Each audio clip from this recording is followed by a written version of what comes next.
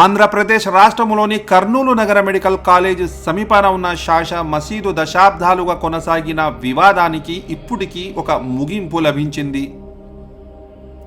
ప్రభుత్వం నుండి నష్టపరిహారాలు, షాపుల కేటాయింపులు మరియు మసీదు ఆదాయం భద్రత వంటి ప్రధాన అంశాలు పరిష్కారం అవ్వడంతో ఈ పాత సమస్యపై చరిత్రలో ఒక కొత్త అధ్యాయం మొదలయ్యింది. ఇంతకాలము మసీదు కమిటీ రోడ్డు విస్తరణకు అడ్డంకిగా ఉందన్న అపోహలు, నినాదాలు ఉన్నప్పటికీ వాస్తవానికి మసీదు కమిటీ వారు రోడ్డు విస్తరణకు ఎప్పటికీ అభ్యంతరం వ్యక్తం చేయలేదు.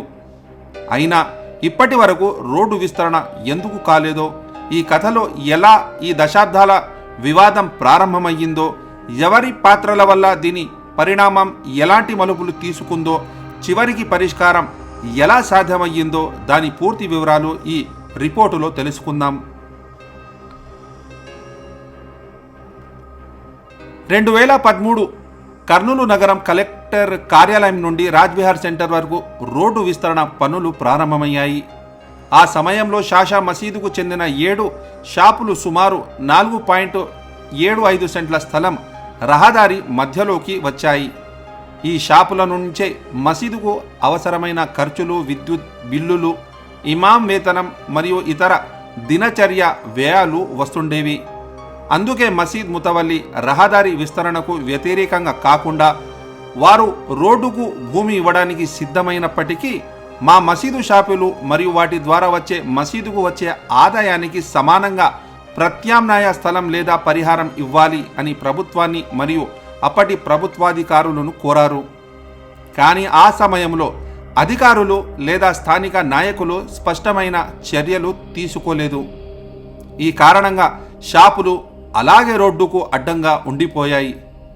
అసలు సమస్య ఇక్కడ నుండే మొదలయ్యింది.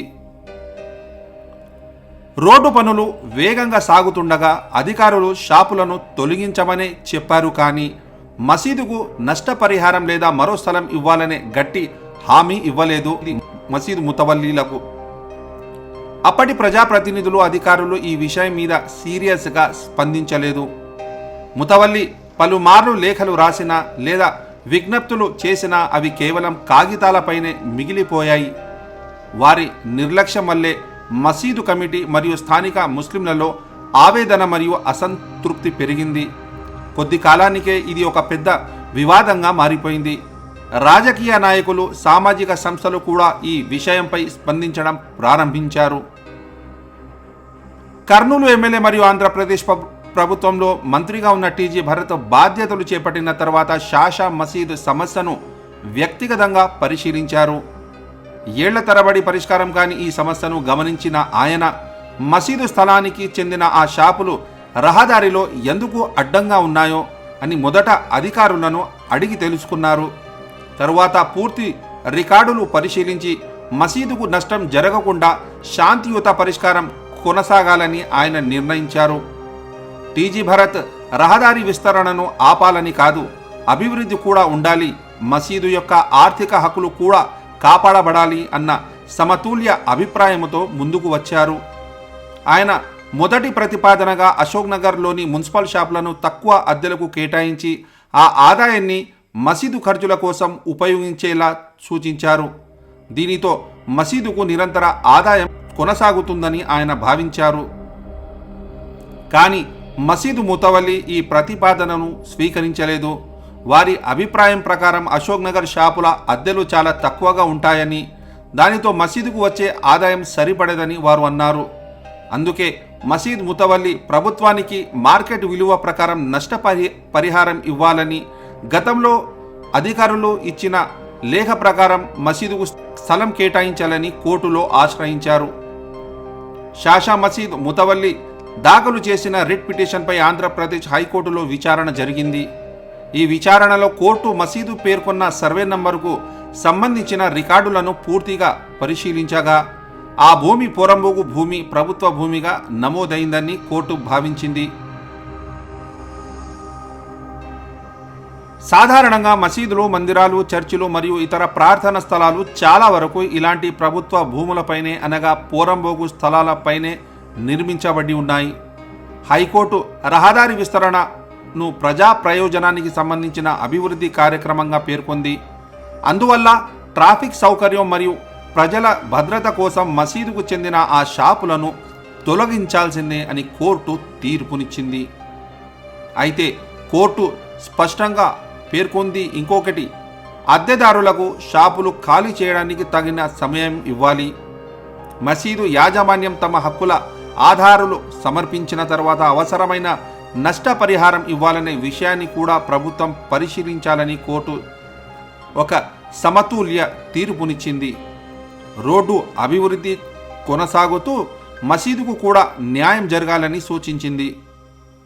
దీనిపై మంత్రి టీజీ భరత్ స్వయంగా ఈ వ్యవహారంలో జోక్యం చేసుకుని ప్రశాంతమైన పరిష్కారం దిశగా ముందు అడుగు వేశారు. రోడ్డు విస్తరణ అవసరమున్నా కూడా మసీదుకు ఎటువంటి అన్యాయం జరగకూడదు, ముస్లిం సమాజం భావోద్వేగాలను గౌరవించాలని ఆయన ఈ ముందడుగు వేశారు. దీనితో జిల్లా అధికారులు మరియు మసీదు మరియు ముస్లిం సోదరులకు ఒక కమిటీ మధ్య ప్రభుత్వాధికారులతో సమావేశాలు జరిగాయి. రహదారి విస్తరణకు అడ్డంకి లేకుండా మసీదు ఆదాయం మరియు గౌరవం కాపాడేలా సమతుల్య పరిష్కారం కొనసాగాలని టీజీ భరత్ ప్రభుత్వాధికారులను ఆదేశించారు. అలాగే నిజమైన పరిష్కారం అనేది శాంతియుత మార్గంలోనే సాధ్యమవుతుందని ఆయన చెప్పారు. మత స్థలాలకు గౌరవం ఇవ్వడం, అభివృద్ధిని ముందుకు తీసుకెళ్లడం రెండూ ఒకేసారి జరగాలని ఆయన సూచించారు.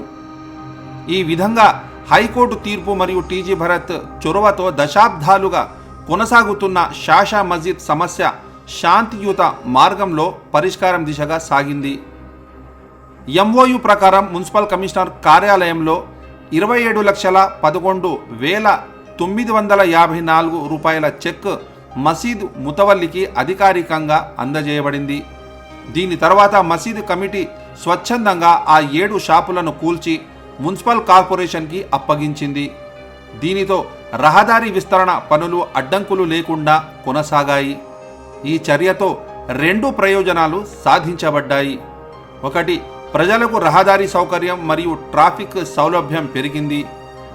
మరోవైపు మసీదుకు కొత్త స్థిరమైన ఆదాయ వనరులు ఏర్పడ్డాయి. మినిస్టర్ టీజీ భరత్ శాంతియుత సమతుల్య నిర్ణయాలు ప్రజలలో ప్రశంసలు పొందాయి.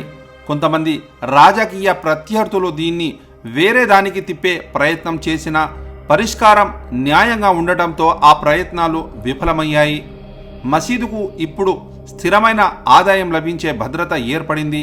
మున్సిపల్ షాపులు, టీడీఆర్ స్థల కేటాయింపుల ద్వారా స్థానిక వ్యాపారంలో కొంత మార్పులు జరిగినప్పటికీ దీర్ఘకాల ప్రయోజనం ఎక్కువగా కనిపించింది.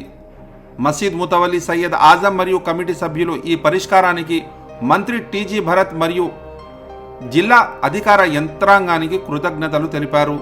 స్థానిక ప్రజలు, కొంతమంది నాయకులు కూడా ఈ నిర్ణయాన్ని ప్రశంసించారు. కొంతమంది అద్దెదారులు తాత్కాలిక ఇబ్బందులు ఎదుర్కొన్నప్పటికీ ప్రభుత్వం మరియు కోర్టు ఇచ్చిన మార్గదర్శక సమయాలు వారికి సాయం చేశాయి. ఇక రాబోయే రోజుల్లో పర్యవేక్షించాల్సిన అంశాలు: మున్సిపల్ షాపులు కేటాయింపు విధానం మరియు వాటి ఆదాయ నిర్వహణ, 3 కోట్ల విలువైన టీడీఆర్ మరియు కాంపన్సేషన్ 27 లక్షల రూపాయల యొక్క వాస్తవ వినియోగాలు, మసీదు భూ యాజమాన్య రికార్డుల పునఃసమీక్ష, భవిష్యత్తులో ఇలాంటి సమస్యలు రాకుండా చర్యలు. షాషా మసీద్ వివాదం ఒక విషయం నేర్పించింది. అభివృద్ధి అంటే అన్యాయం కాదు, న్యాయం, గౌరవం మరియు సమన్వయంతో తీసుకునే నిర్ణయమే ప్రజల అభివృద్ధి దిశలో నిజమైన ఒక అడుగు. టీజీ భరత్, జిల్లా అధికారులు మరియు మసీదు కమిటీ కలిసి చూపించిన ఈ దారి కర్నూలుకు ఒక చారిత్రాత్మక ఉదాహరణ.